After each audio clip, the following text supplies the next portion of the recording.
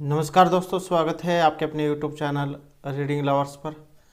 दोस्तों, आज की जो वीडियो इसमें हम करने वाले हैं आपका जो CET का जो एग्ज़ाम है उसके लिए जो महत्वपूर्ण क्वेश्चन जो आपके एग्ज़ाम के लिए महत्वपूर्ण रहेंगे। और यहाँ पर हमने जो क्वेश्चन लिए आपके जो एग्ज़ाम में इसी तरीके के जो क्वेश्चन आपको देखने को मिलेंगे, तो सभी के सभी जो महत्वपूर्ण हैं। और अगर आपने हमारी इससे पहले वाली वीडियो नहीं देखी है तो इसे आप आई बटन पे क्लिक करके देख सकते हैं, या फिर हमारे चैनल की जो प्लेलिस्ट है वहाँ पर जाकर आप अब तक के जितने भी वीडियो को आप देख सकते हैं। और वीडियो शुरू करने से पहले अगर आपने अब तक हमारे चैनल को सब्सक्राइब नहीं किया तो सब्सक्राइब कर लीजिएगा, और साथ में घंटी वाले कोने से दबाकर ऑल पर क्लिक जरूर कर लीजिएगा, जिससे आपको हमारे आने वाली वीडियो की नोटिफिकेशन मिलती रहेगी। और दोस्तों, वीडियो को लाइक कमेंट और शेयर जरूर कीजिएगा। तो अब जो हम अपने जो क्वेश्चन है वो शुरू कर लेते हैं। तो पहले जब यहाँ पर हिंदी जाओ से जो क्वेश्चन है उनको कर लेते हैं, उसके बाद हम जो अन्य जो सब्जेक्ट हैं उनको हम करेंगे। तो हमारा जो यहाँ पर पहला क्वेश्चन, नीचे दिए गए वाक्य में रंगीन छपे शब्दों की वर्तनी के लिए चार चार विकल्प यहाँ पर दिए गए हैं। इनमें से एक विकल्प में शब्द वर्तनी शुद्ध है, तो सही शब्द जो है वो आपने इनमें बताना है कि कौन सा है। तो पहला जो हमारा क्वेश्चन यहाँ पर आ चुका है, और रोगी में उत्कट जिजीविषा थी। अब ये जो यहाँ पर जिजीविषा शब्द है वो आपने इनमें से देखकर बताना है कि कौन सा इनमें से सही है। और सही आंसर के लिए आपको कुछ सेकंड का समय दिया जाएगा ताकि आप भी जो अपना आंसर इसमें से देख पाओ। तो यहाँ पर जो हमारा सी आंसर है ये रहेगा ऑप्शन बी वाला। तो ये जो जिजीविषा यहाँ पर दिया गया है यही हमारा सही आंसर है। नेक्स्ट क्वेश्चन आ जाता है, मैं तुम्हारे उज्ज्वल भविष्य की कामना करता हूँ। ये बहुत ज़्यादा एग्जाम में पूछा जाता है उज्ज्वल। तो इसमें से सही बताना है कि कौन सा है। और यहाँ पर जो इसमें सही आया है ये ऑप्शन बी वाला है। तो इसमें देख सकते हैं दोनों ही जो है ये आपके आधे रहेंगे। उसके बाद हमारा यहाँ पर जो नेक्स्ट क्वेश्चन, प्रकार अंतर से मेरे कथन का अभिप्राय आपसे मिलता है। तो ये जो प्रकार अंतर जो यहाँ पर शब्द आया है वो आपने इनमें से सही बताना है, और इनमें जो सही है ये ऑप्शन डी वाला है। प्रकार अंतर इस प्रकार से लिखा जाता है।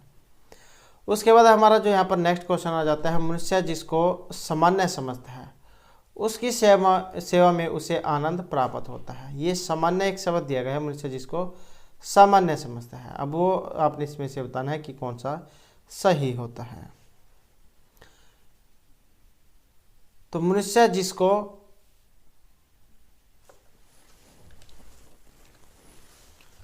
तो इसमें जो हमारे यहाँ पर सी आंसर जो रहेगा ये रहेगा ऑप्शन बी वाला। तो सामान्य इस प्रकार से सही यहाँ पर बताया गया है। उसके बाद जो हमारा क्वेश्चन है, जहाँ आत्मीयता हो वहाँ विचार विनिमय में औपचारिकता नहीं होती। तो ये औपचारिकता जो है कैसे लिखा जाता है। तो इनमें जो हमारा सी आंसर है ऑप्शन रहेगा ए वाला। तो इस प्रकार से इसे लिखा जाता है औपचारिकता। उसके बाद हमारा क्वेश्चन आ जाता है, दिन रात अध्ययन करके भी वह प्रथम श्रेणी प्राप्त न कर सका। तो यहाँ पर अध्ययन कैसे लिखा जाएगा। तो इसमें जो अध्ययन लिखा जाएगा यह रहेगा ऑप्शन बी वाला, डबल या और न। दिन का राष्ट्रीय भावधारा के ओजस्वी कवियों में अग्रगण्य है। तो दिन का राष्ट्रीय भावधारा के ओजस्वी कवि में अग्रगण्य कैसे लिखा जाएगा। तो इसमें आप देख सकते हैं यहाँ पर जो सी आंसर है ऑप्शन रहेगा बी वाला, अग्रगण्य जो ऐसे लिखा जाता है। नेक्स्ट आ जाता है, सीता राम की परिणीता है, मतलब इनके साथ जो इनका शादी हुई है परिणीता। तो ये परिणीता किस प्रकार से लिखा जाता है। और इसमें जो हमारा सी आंसर है ऑप्शन रहेगा डी। तो इस प्रकार से परिणीता ये लिखा जाता है। परिणीता मतलब इनके साथ विवाह। उसके बाद हम आपके आशीर्वाद की कामना करते हैं, या आशीर्वाद की कामना है, हमें आपके आशीर्वाद की कामना है। तो आशीर्वाद कैसे लिखा जाता है। इसमें देखने में आपको लग रहा होगा कि ये वाला सही है, लेकिन इसमें जो सही है वो कौन सा है। तो ये जो ऑप्शन टी वाला जो है यही यहाँ पर सही है। उसके बाद आ जाता है क्वेश्चन, देश सेवा के मार्ग पर चलते हुए उन्होंने व्यक्तिगत कष्टों की बिल्कुल भी परवाह नहीं की। तो ये व्यक्ति कैसे लिखा जाता है? तो इसमें जो व्यक्ति लिखा जाएगा ये ऑप्शन ए वाला है, वह जो है इसके ऊपर 2 मात्राएं आती है, वैयक्तिक जाए लिखा जाता है। उसके बाद हमारे क्वेश्चन आ जाते हैं, निम्नलिखित अनेकार्थक शब्दों का एक एक अर्थ उनके सामने दिया गया है, उनका एक दूसरा अर्थ दिए गए 4 विकल्पों में सम्मिलित है, तो वही आपने बताना है। जैसे अचल स्थिर होता है, और अचल सागर, पृथ्वी, आकाश या पर्वत, इनमें से कौन सा होता है? तो यहाँ पर जो अचल जो है ये पर्वत के लिए भी प्रयोग होता है। नेक्स्ट आ जाता है हमारा अदृष्ट, जो ना देखा गया हो, मतलब भाग्य, सौभाग्य, दुर्भाग्य या अभाग्य। तो अदृष्ट जो ना देखा गया हो तो उसे कहा जाता है भाग्य। तो ये भाग्य भी जाए यहाँ पर अदृष्ट के लिए ही प्रयोग किया जाता है। उसके बाद जो हमारे यहाँ पर नेक्स्ट क्वेश्चन है अंक से। अंक एक संख्या भी होती है, और दूसरा जो यहाँ पर अंक है ये क्या होता है?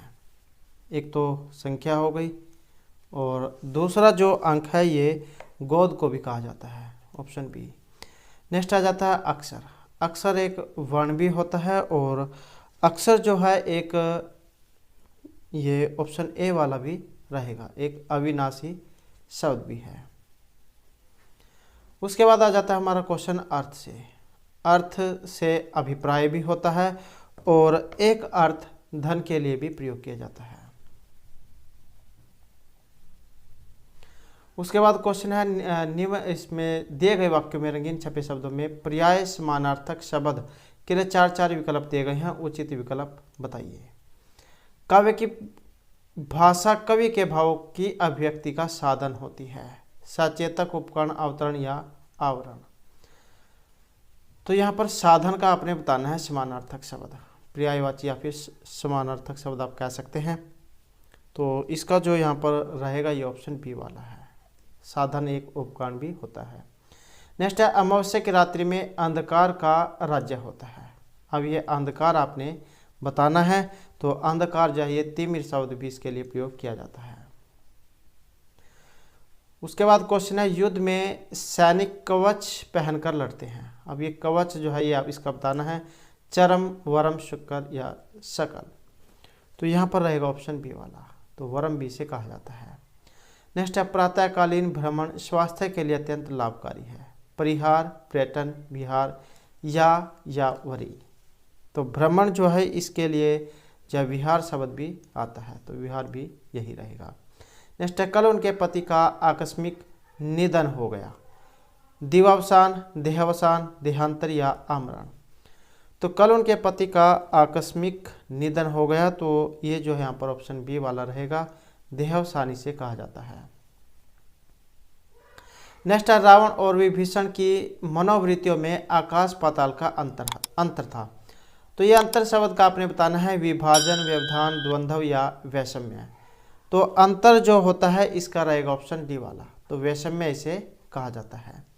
नेक्स्ट है, मनुष्य ने सतत प्रयास से मानवीय सभ्यता का विकास किया है, अद्भुत, अनवरत, अत्यधिक या फिर यथार्थ। तो मनुष्य ने सतत प्रयास से मानवीय सभ्यता का विकास किया है, तो यहाँ पर हमारा जो सी आंसर है ऑप्शन रहेगा बी, अनवरत, मतलब लगातार जो इसका अर्थ होता है। नेक्स्ट है, राजा के महल के बाहर एक सुंदर उद्यान था।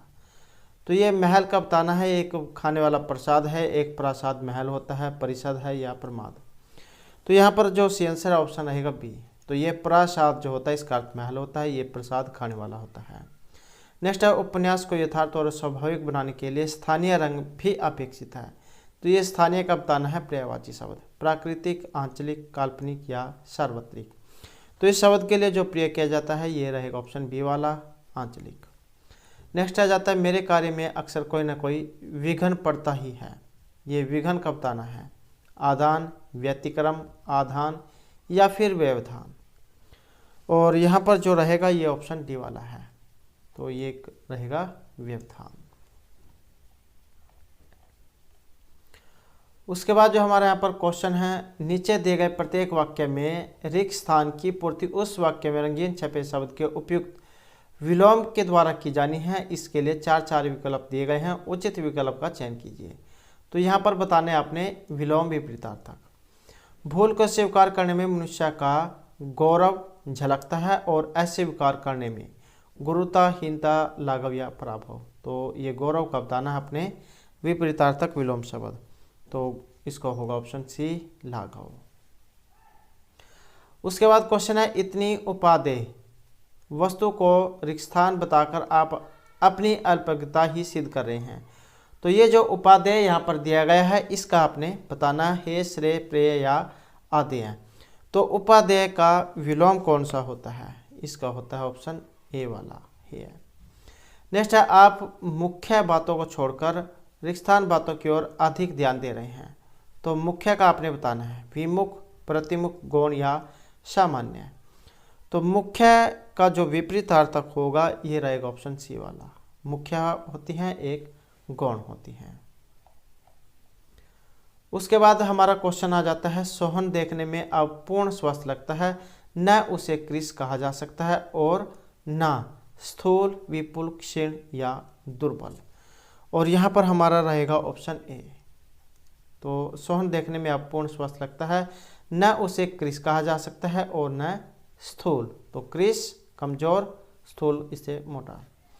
नेक्स्ट है, महान लक्ष्य पर दृष्टि रखने वाले साधनों का आश्रय नहीं लेते। तो यहाँ पर महान का आपने बताना है अल्प, नगण्य, अनुचित या क्षुद्र। तो महान का जो विपरीत होगा ये क्षुद्र रहेगा।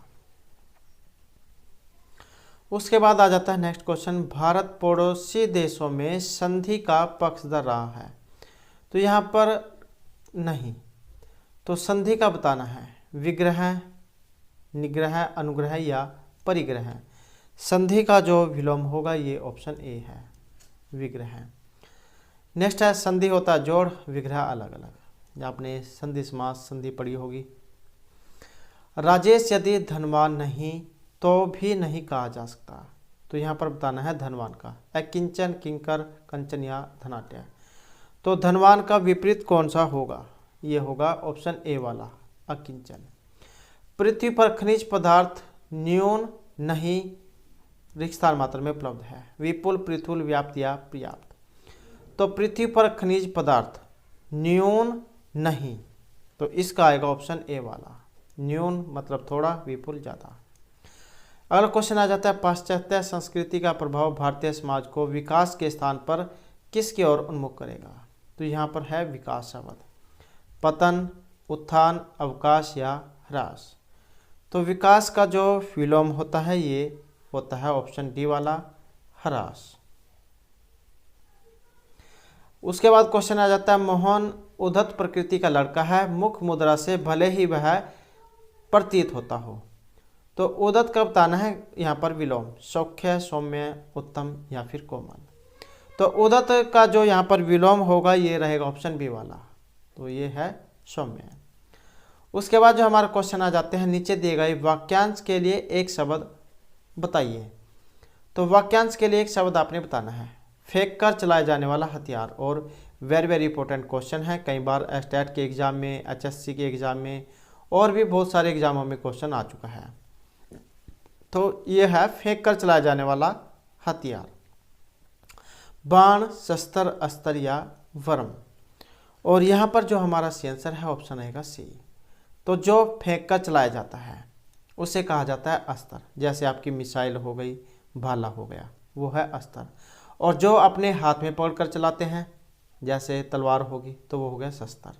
ये क्वेश्चन बहुत ज़्यादा एग्जाम में पूछा जाता है और यहीं पर कैंडिडेट बोला जाता है कि अस्त्र कौन सा है, शस्त्र कौन सा है। तो अस्त्र होगा जो फेंक कर चलाया जाएगा जैसे मिसाइल वगैरह होती है, और शस्त्र होगा जिसे आप पकड़ कर चलाते हैं जैसे तलवार। उसके बाद है उपकार मानने वाला, कृतज्ञ, प्रभारी, उपकारी या विनम्र। तो उपकार मानने वाले को क्या कहा जाता है? इसे कहा जाएगा कृतज्ञ।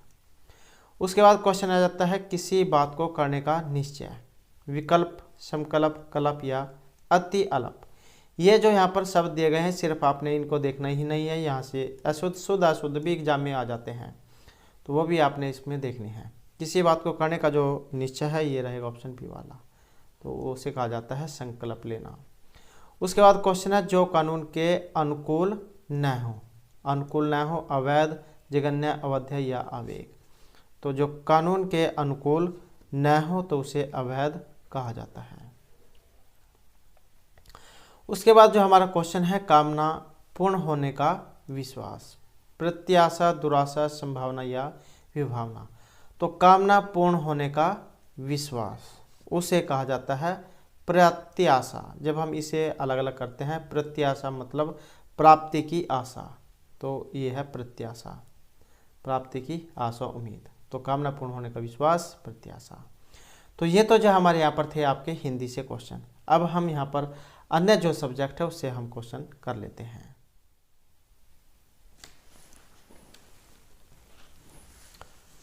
तो यहाँ पर जो हमारा पहला क्वेश्चन है, हरियाणा का कौन सा जिला खनिज संसाधनों में सबसे अधिक समृद्ध है?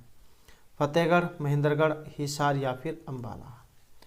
तो खनिज वाला अगर एग्जाम में क्वेश्चन आ जाए तो लगभग जो है 99% है ये महेंद्रगढ़ ही सही आंसर रहता है। अगर आपको जा कुछ नहीं पता हो तो आप महेंद्रगढ़ जाए ठीक कर सकते हैं। तो लगभग जो यही रहता है, चूने का पत्थर, ग्रेफाइट, लोहे, शक, अभ्रक, क्वार्ट्ज, संगमरमर, मार्बल, स्लेट पत्थर, मैग्नीज, तो ये सभी जो यहाँ महेंद्रगढ़ से हमें प्राप्त होते हैं। उसके बाद जो हमारा क्वेश्चन आ जाता है, किसी चुनाव में एक प्रत्याशी को 40% मत प्राप्त हुए, वह दूसरे प्रत्याशी से 298 मतों से हार गया। मतदान में कुल कितने वोट पड़े थे? 1290, 1490, 1800 या 1850। तो इसमें बताना है कितने वोट यहाँ पर पड़े थे। तो यहाँ पर जो हमारा आंसर रहेगा ऑप्शन बी, तो ये थे 1490। तो यहाँ पर आपने क्या करना है, वोटों को मान लेना है। तो माना कुल जो वोट थे, कुल जो वोट थे ये माना x थे। उसके बाद 60x बटे में 100 और माइनस 40 बटा में 100 और कितने हैं बराबर 298। तो उसके बाद x बराबर कितने हो जाएंगे? तो x बराबर हो जाएंगे 298 और गुणा में 100 बटे में 20। तो जब हम इसे हल करेंगे तो 1490 जो आए बन जाएंगे।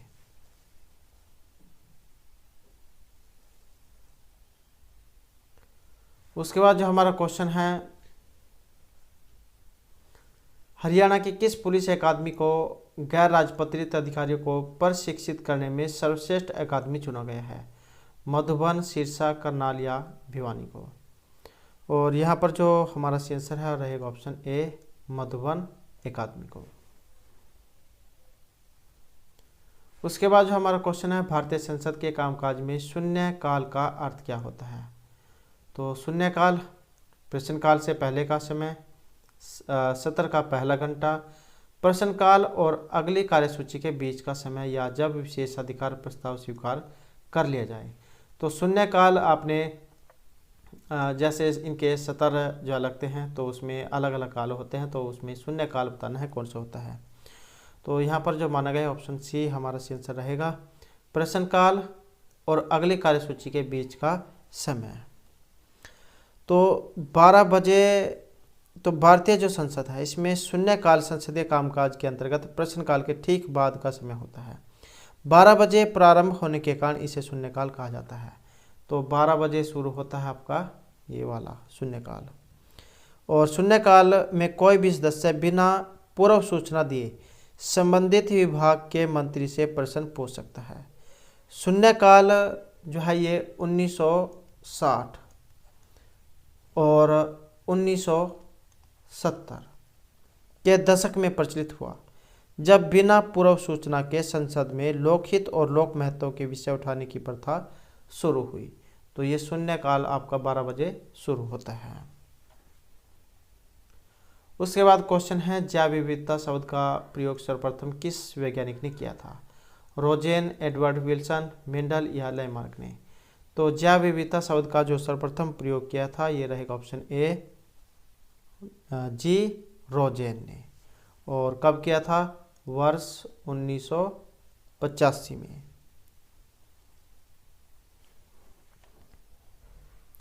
उसके बाद क्वेश्चन है, ए बी की अपेक्षा 3 गुना तेज रफ्तार से कोई कार्य समाप्त कर सकता है। यदि वह बी की अपेक्षा किसी कार्य को 60 दिन में समाप्त कर दे तो बताइए दोनों साथ कार्य करके कितने दिनों में समाप्त करेंगे।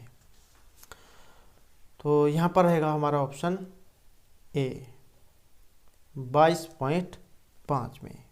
तो इतने दिनों में जैसे कंप्लीट कर लेंगे। तो इस प्रकार से जो हो जाएगा ये 30 जो है 30 गुणा 90 और 30 जमा 90। तो इस प्रकार हो जाएगा 45/2। तो 22.5 जो इसका आंसर हो जाएगा। उसके बाद जो हमारे यहाँ पर नेक्स्ट क्वेश्चन है, माउस को और किस नाम से भी जाना जाता है? माइस, कंट्रोल डिवाइस, रैट या पॉइंटिंग डिवाइस के नाम से। तो माउस जो होता है उसे हम और किस नाम से भी जानते हैं? तो उसे पॉइंटिंग डिवाइस भी कहा जाता है। इसका प्रयोग कर्सर या पॉइंटर को एक स्थान से दूसरे स्थान पर ले जाने के लिए किया जाता है। जैसे हम जो यहाँ पर प्रयोग कर रहे हैं, ये जो आपको यहाँ पर चिन्ह दिखाई दे रहा होगा तीर वाला, तो यही जो यहाँ पर पॉइंटर आप इसे कह सकते हैं। उसके बाद जो हमारे यहाँ पर क्वेश्चन आ जाता है, इनमें से कौन सा कार्बन का एक रूप नहीं है? काजल, हेमेटाइट, ग्रेफाइट या चारकोल। तो कार्बन का एक रूप यहाँ पर नहीं है और ये है ऑप्शन बी वाला। तो हेमेटाइट चाहिए लोहे के ऑक्साइड का खनिज रूप है और इसका जो सूत्र जो फार्मूला जो है सूत्र ये होता है Fe2O3। तो ये इसका सूत्र है और यह कार्बन का रूप नहीं है। हेमेटाइट कई लोहे के ऑक्साइड का एक खनिज रूप है।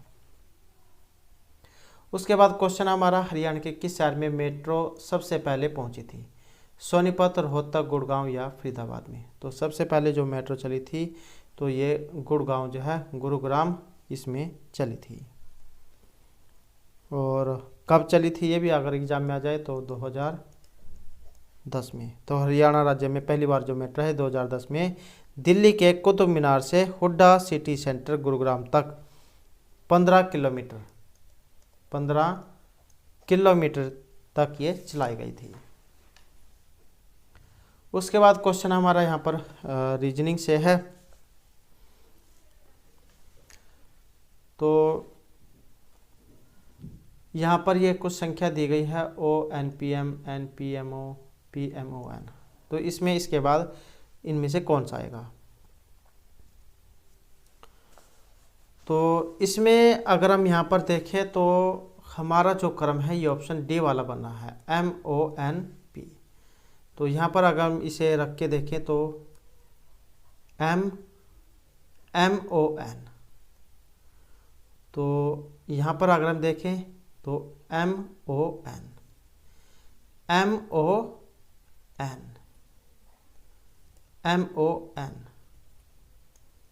तो इस प्रकार से जो यहाँ पर ये चल रहा है। और उसके बाद देख सकते हैं MON के बाद ये P है, यहाँ भी N के बाद P है, यहाँ पर भी N के बाद P है। तो इसका मतलब यहाँ पर N के बाद P आएगा। उसके बाद क्वेश्चन है, यदि यहाँ पर माइनस का अर्थ जो है ये भाग हो, जमा का अर्थ ये भाग, जमा का अर्थ गुणा, भाग का अर्थ घटाना और गुणा का अर्थ जोड़ना हो तो कौन सा समीकरण सही रहेगा? तो आपने जो इसको बना लेना है, जैसे ये माइनस है इसका अर्थ क्या होता है? भाग होता है। और जो जमा का निशान है इसका जो अर्थ है ये गुणा रहेगा। और जो भाग का निशान है इसका अर्थ होगा घटाना। और जो ये गुणा का जो निशान है इसका अर्थ होगा जोड़ना। तो अब आपने इसमें चाहिए रख के देख लेना है यहाँ पर इनमें कौन सा सही बनेगा। तो यहाँ पर इसमें जब हम बनाएंगे तो इसका जो है ऑप्शन जो है ये सी इसमें सही आंसर हमारा रहेगा। तो इसको आपने रख के देख लेना है। तो जब हम इसे जब बनाएंगे तो ये 26 बराबर 26, इस प्रकार से जो हमारा सी आंसर इसमें बनेगा। बोर्ड मास जो है उसका नियम आपने इसमें यूज करना है, भाग गुणा जमा माइनस। सबसे पहले भाग, फिर गुणा, फिर जमा, फिर माइनस। उसके बाद जो हमारे यहाँ पर क्वेश्चन है, भारतीय सेना दिवस ये कब मनाया जाता है? 10 जनवरी, 12, 15 या 20 जनवरी को। तो भारतीय सेना दिवस जो मनाया जाता है ये मनाया जाता है ऑप्शन सी 15 जनवरी को। तो आज क्या है? आज भारतीय सेना दिवस है 15 जनवरी। उसके बाद जो हमारा क्वेश्चन है, वह भाग जो कंप्यूटर की वास्तविक गणनाओं और तुलना का कार्य करता है क्या कहलाता है? सीयू, एएलयू, मेमोरी या फिर CPU? Arithmetic logic unit, central processing unit, memory या सीयू? तो इसे जो कहा जाता है ये रहेगा हमारा ऑप्शन बी। तो सीपीयू के लिए सभी प्रकार की अंक गणितीय क्रिया जिसमें जोड़ना, घटाना, गुणा करना, भाग देना और तुलना एएलयू अर्थमेटिक लॉजिक यूनिट में की जाती है। उसके बाद क्वेश्चन आ जाता है, निम्न श्रेणी में लुप्त संख्याएं बताइए। 1, 6, 11, 2, 11, 16। तो इनमें बताना है फिर इससे आगे कौन सी संख्या आएगी। तो इसमें जो यहाँ पर रहेगा ऑप्शन रहेगा हमारा बी, 16 और 21। तो इसमें अगर हम देखें तो जैसे ये है 1 और 5 6, 6 और 5 11, 11 और 5 यहाँ क्या आ जाएगा 16। यहाँ पर अगर हम देखें तो ये इसके साथ आएगा 6 और 5 11, ये इसके साथ आएगा 11 5 16 और 16 और 5 21। तो ये इस प्रकार से है। उसके बाद है 1 माइक्रोन बराबर है। तो 1 माइक्रोन किसके बराबर होता है? और यहाँ पर जो हमारा सी आंसर है ऑप्शन आएगा सी, 0.001 मिलीमीटर के बराबर।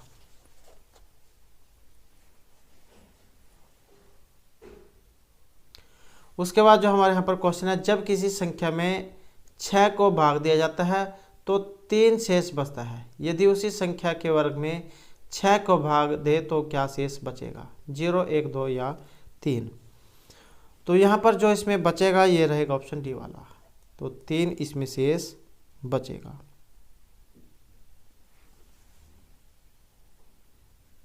उसके बाद जो हमारा क्वेश्चन है, अंकीय परिपथों के द्वारा किस प्रकार की सूचना पत्तियों को मान्यता दी जाएगी? केवल रोमन, षोडश अधिकारी, द्विधारी, बी और सी? तो यहाँ पर रहेगा हमारा ऑप्शन सी, द्विधारी पत्ती को। द्विधारी जो पत्ती होता है इसका उपयोग अंकीय रूपों में सूचनाओं के प्रवाह के लिए किया जाता है। द्विधारी जो पत्ती है ये होती है 0 और 1 के रूप में, और इस पत्ती के उपयोग से सूचनाओं को 0 व 1 में परिवर्तित कर परिपथों के द्वारा भेजा जाता है। तो ये 0 और 1 जो है यहाँ पर इसमें सी आंसर हमारा रहेगा। उसके बाद जो हमारे यहाँ पर क्वेश्चन है गुणसूत्र से। गुणसूत्र की जो खोज यहाँ पर की गई थी स्ट्रासबर्गर ने, वाल्डेयर ने, फोंटाना या हेक्सले ने? और यहाँ पर जो हमारा आंसर है ऑप्शन आएगा बी, वाल्डेयर ने।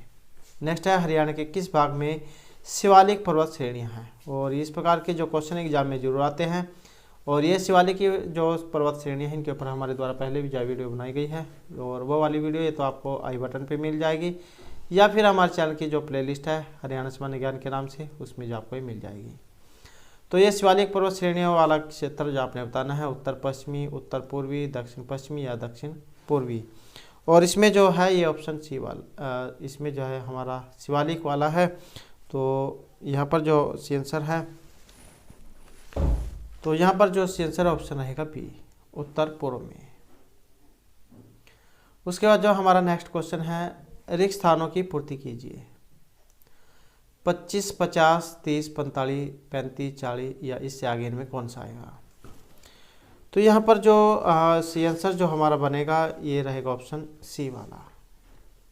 तो 40 जो है यहाँ पर इसके बाद आएगा। तो इसको अगर हम देखें तो 25 और 5 30, 30 और 5 35, 35 और 5 40। तो इस प्रकार से जो सीरीज यहाँ पर ये चल रही है। और यहाँ पर जो ये प्लस में है और ये माइनस हो रहे हैं। 50 में से 5 गए 45, 45 में से 5 गए, तो इस प्रकार से जो ये चल रही है।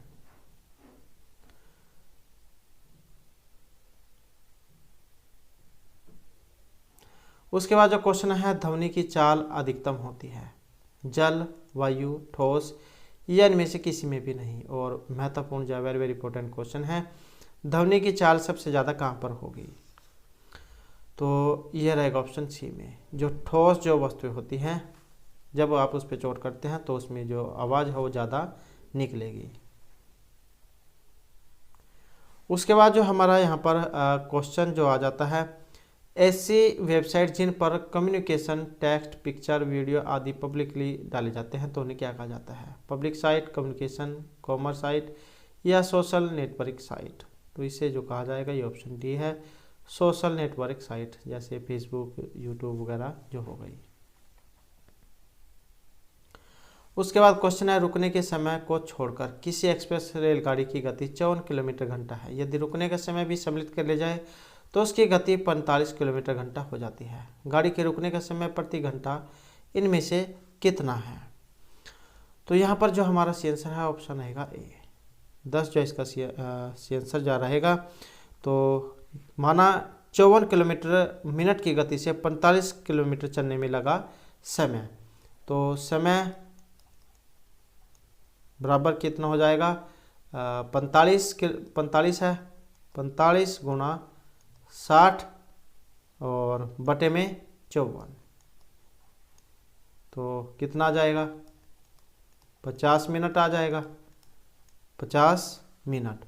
और उसके बाद 60 और माइनस 50 तो हो जाएगा 10 मिनट।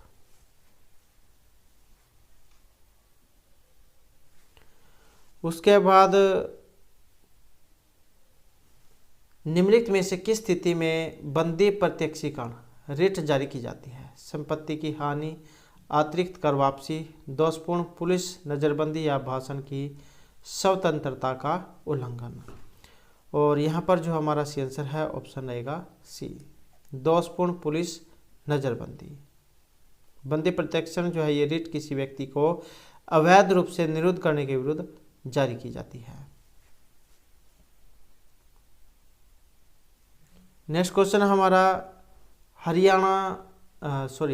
समुद्र से दूर स्थित होने के कारण हरियाणा की जलवायु है अर्ध उष्ण, आर्द्र जलवायु, अर्ध मरुस्थलीय या इनमें से कोई सी भी नहीं। तो समुद्र से दूर स्थित होने के कारण हरियाणा की जलवायु, और इनमें से कौन सी है? तो यहाँ पर जो हमारा सी आंसर है ये रहेगा ऑप्शन डी, अर्थात इनमें से कोई सी भी नहीं है। तो हरियाणा की जो जलवायु है ये उपोष्ण कटिबंधीय शुष्क महाद्वीपीय है। तो इसी कारण से जहाँ यहाँ पर इसमें ऑप्शन डी वाला जाए रहा है। तो हरियाणा की जलवायु अगर एग्जाम में आंसर आ जाए तो उपोष्ण कटिबंधीय शुष्क महाद्वीपीय है, क्योंकि ये समुद्र से दूर होने के कारण है। उसके बाद जो हमारा नेक्स्ट क्वेश्चन है, लो पावर यूएसबी डिवाइस में पावर सप्लाई कैसे आती है? यूनिवर्सल सीरियल बस जैसे कहा जाता है यूएसबी को। पावर केबल के द्वारा, कंप्यूटर पावर सप्लाई से, सीधे भारी पावर सप्लाई से, यूएसबी केबल के द्वारा। तो यूएसबी डिवाइस में पावर सप्लाई, और इसमें जो माना गया है हमारा ऑप्शन रहेगा बी, तो कंप्यूटर पावर सप्लाई से जो इसमें पावर जो है आती है। उसके बाद क्वेश्चन है, ट्रांसफार्मर में क्या संभव नहीं है? भंवर धारा, दिष्ट धारा, प्रत्यावर्ती या प्रेरित धारा। तो ट्रांसफार्मर में क्या संभव नहीं है? और ये है ऑप्शन बी वाला, दिष्ट धारा। ट्रांसफार्मर जो है ये प्रत्यावर्ती धारा की वोल्टता परिवर्तित करने के काम आता है, और यह अन्य प्रेरणा के सिद्धांत पर भी कार्य करता है। इसमें दिष्ट धारा संभव नहीं। ये कम वोल्टेज होता है उसे ज़्यादा जा करके आगे सप्लाई करता है। उसके बाद है, निम्न में से विषम आपने बताना है 13, 15, 64, 24, 82, 17 या स्थायी 14। तो यहाँ पर एक इसमें अलग है, और अलग कौन सा है इसमें, तो यहाँ पर जो इसमें अलग है ये आप देख सकते हैं, तो ऑप्शन सी वाला 82-17 जो है यहाँ पर ये अलग है।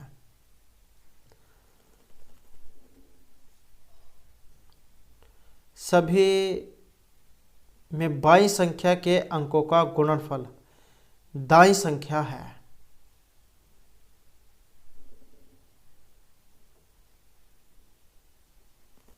जबकि विकल्प सी में जो है यहाँ पर ऐसा नहीं बताया गया है। तो इसमें आप देख सकते हैं जैसे ये है 5 तिया 15, 6 चौके 24 और 7 दूनी 14, लेकिन 8 दूनी जो है 16 यहाँ पर होना चाहिए था, तो यही अलग है। उसके बाद है कौन सा जिला सबसे आखिर में बना है, चरखी दादरी, पलवल, पंचकुला या फिर कैथल। तो कौन सा जिला है जो यहाँ पर इनमें सबसे आखिर में बना है, और ये बना है ऑप्शन ए वाला चरखी दादरी। तो इस समय कितने ज़िले हैं, 22 जो है हरियाणा में ज़िले हैं, जिसमें ये चरखी दादरी सबसे लास्ट में बना था। इसका मुख्यालय जो है चरखी दादरी में ही है, और इसको जो है बिलव राज चौहान के द्वारा बसाया गया था। उसके बाद क्वेश्चन है कोई फर्म साम्यावस्था में होती है जब इसकी सीमांत लागत सीमांत आय के बराबर हो, कुल लागत न्यूनतम हो, कुल आय अधिकतम हो, या औसत आय और सीमांत आय ये बराबर हो। और यहाँ पर जो हमारा रहेगा ये ऑप्शन ए वाला है, सीमांत लागत सीमांत आय के बराबर हो। उसके बाद जो हमारा क्वेश्चन आ जाता है डाटाबेस डेवलपमेंट के दौरान एकत्र की गई सारी सूचना किस में स्टोर होती है, रिपोजिटरी, रेडमे, डाटा वेयर हाउस या CASE में, किस में। और यहाँ पर रहेगा ऑप्शन ए, तो ये होगी रिपोजिटरी में। उसके बाद क्वेश्चन है 120 संगीतज्ञों में से 5% तीनों प्रकार के बाजे गिटार, वायलिन, बांसुरी बजा सकते हैं, परंतु केवल 2 प्रकार के बाजे बजाने वालों की संख्या 30 है। केवल गिटार बजाने वालों की संख्या 40 है, तथा केवल वायलिन और केवल बांसुरी बजाने वालों की संख्या का योग कितना है, 30, 44, 38 या फिर 45। तो इसमें जो हमारा सी आंसर है ये रहेगा ऑप्शन बी। तो इनकी संख्या कितनी है, ये 44 है। तो यहाँ पर जो आपने मान लेना है केवल गिटार बजाने वालों की जो संख्या है कितनी है, 40 है, और केवल 2 प्रकार के बाजे बजाने वालों की जो संख्या है वो कितनी है, 30 है, और तीनों प्रकार के बाजे बजाने वालों की जो संख्या, तो ये हो जाएगी 120 गुणा 5/100 बराबर में 6। केवल वायलिन तथा केवल बांसुरी बजाने वालों की संख्या, तो ये होगी 120 माइनस में 40 प्लस 6 प्लस में 30। तब जब हम इसे हल करेंगे तो ये हो जाएगा 120 माइनस और ये जोड़, तो ये हो जाएगा 76, तो ये निकल के आएगा 44। उसके बाद हमारा यहाँ पर क्वेश्चन है निम्न में से कौन सा प्रदेश हरियाणा के उत्तर पूर्व में है। तो उत्तर पूर्व में उत्तर प्रदेश, पंजाब, हिमाचल या राजस्थान। तो उत्तर पूर्व में कौन सा है, और ये हिमाचल जो है ये उत्तर पूर्व में है। उसके बाद क्वेश्चन है एंटीमनी क्या है, एक उपधातु है, धातु है, अधातु या अक्रिया घास है। तो एंटीमनी क्या है, और ये एक उपधातु है।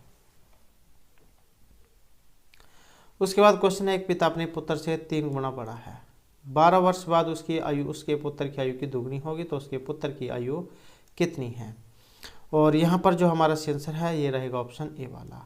तो 12 वर्ष है, तो यहाँ पर आपने क्या करना है, पुत्र जो है उसकी आयु को मान लेना है। पुत्र की आयु कितनी होगी, x, तो पुत्र की आयु बतानी है, तो यही हमने x मान ली। उसके बाद जो उनके पिता है, पिता की कितनी होगी, तो पिता की होगी 3x, 3 गुना बड़ा है तो क्या होगी 3x होगी। और 12 वर्ष के बाद, 12 वर्ष बाद पुत्र की आयु, तो 12 वर्ष बाद पुत्र की जो आयु कितनी होगी, तो ये होगी x प्लस में 12, और 12 वर्ष के बाद पिता की जो आयु, पिता जो है पिता की आयु तो कितनी होगी, ये होगी 3x प्लस में 12। और उसके बाद जब हम इसे हल करेंगे तो क्या होगा, x प्लस में 12 गुणा 2 बराबर 3x प्लस में 12। और उसके बाद तो ये हो जाएगी 2x प्लस में 24 बराबर 3x प्लस में 12।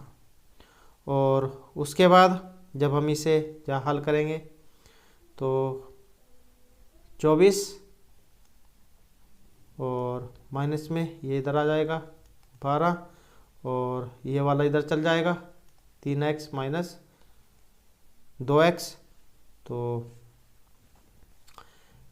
जब इसे हल करेंगे तो कितना आएगा, ये 24 में से 12, तो x बराबर कितना है, ये 12।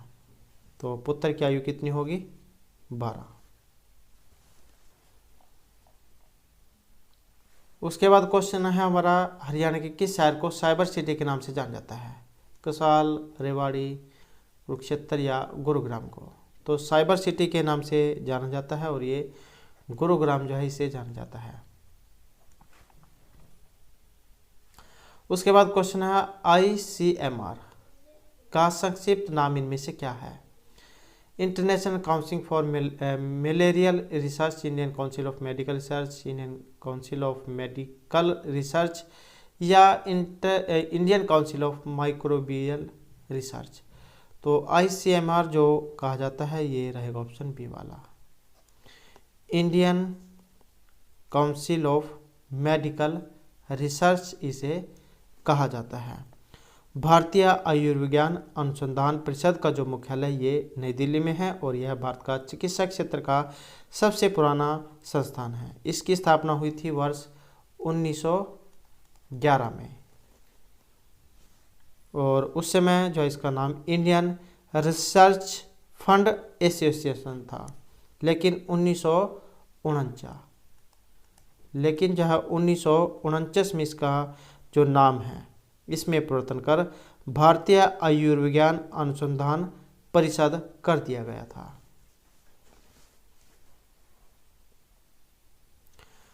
उसके बाद क्वेश्चन है मोरनी पहाड़ियाँ। ये शिवालिक वाला जो क्षेत्र है इसमें है मोरनी की पहाड़ियाँ।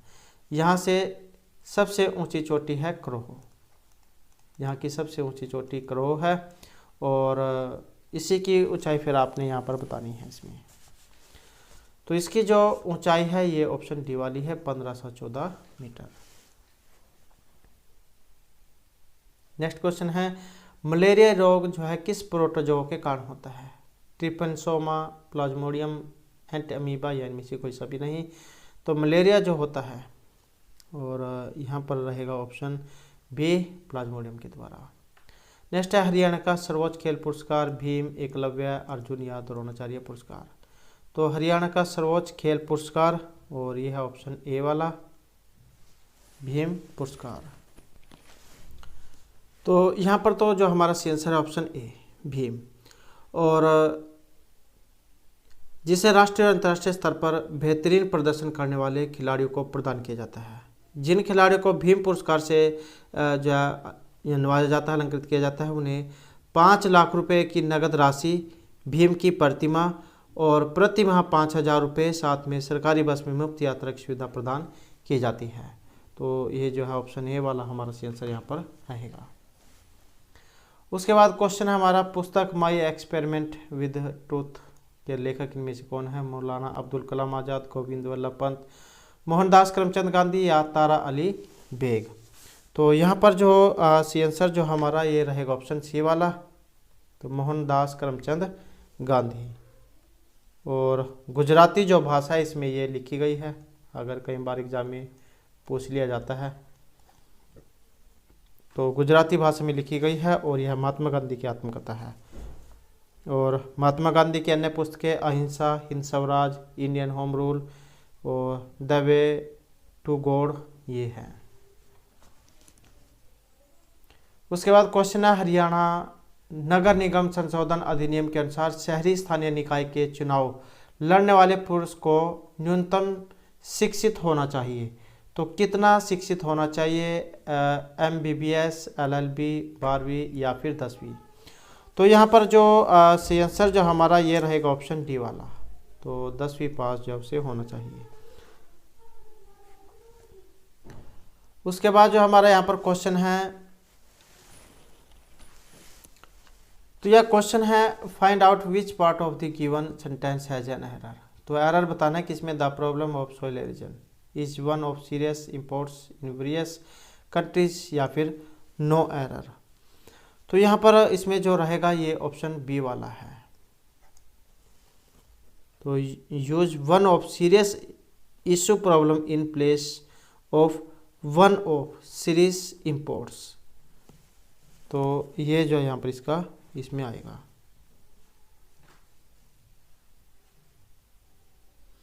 तो इसमें है ये वन ऑफ दी है ना, तो इसमें is one of serious imports, तो इसी कारण से है ये। तो वन ऑफ दी,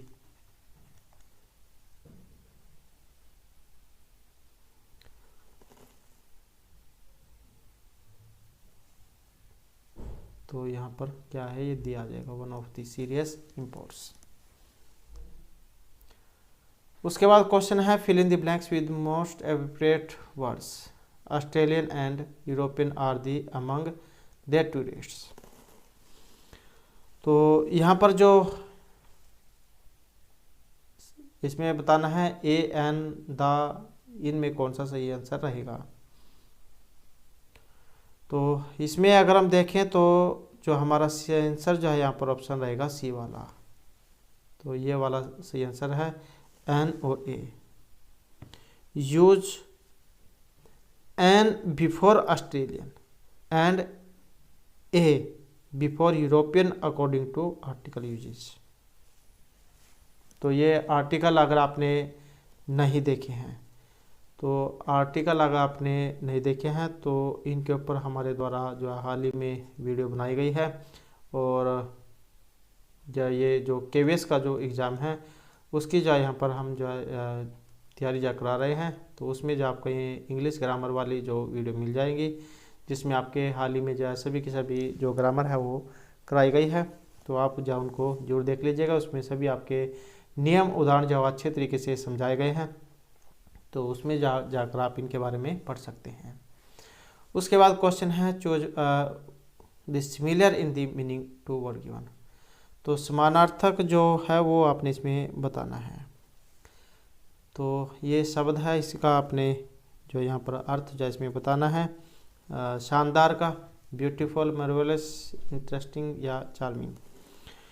तो सुंदर, सुंदर, और ये होता है आपका अद्भुत, दिलचस्प और आकर्षक। तो इसका बताना है फिर शानदार का कौन सा रहेगा। तो इसका रहेगा ये ऑप्शन बी वाला। तो अद्भुत जो इसका ये होता है, या फिर स्प्लेंडिड अगर एग्जाम में हो, स्प्लेंडिड, SPLENDID, स्प्लेंडिड। उसके बाद क्वेश्चन है हमारा जो the alternative which can be substitute by the given sentence one who offers his service of his oven free well. तो ये मुहावरे हैं जो वाक्यांश के लिए एक शब्द होते हैं। जब उसने मुझसे कैफेटेरिया का रास्ता पूछा तो मैंने उससे कहा कि उसकी नाक के पीछे पीछे है। तो इसका कुछ जो आपने यहाँ पर ये बताना है, जो अपने मर्जी से अपनी सेवा प्रदान करता हो, one who offers his service of his oven. तो इसका बताना आपने वर्कर, स्लेव, वॉलंटियर या सर्वेंट। एक कार्यकर्ता, गुलाम, स्वयंसेवक या फिर नौकर। तो जो अपनी मर्जी से सेवा प्रदान करता हो उसके लिए एक शब्द, वाक्यांश के लिए एक शब्द। तो उसके लिए जो एक शब्द रहेगा ये ऑप्शन सी वाला है, वॉलेंटियर जो उसे कहा जाता है, जो क्या करे,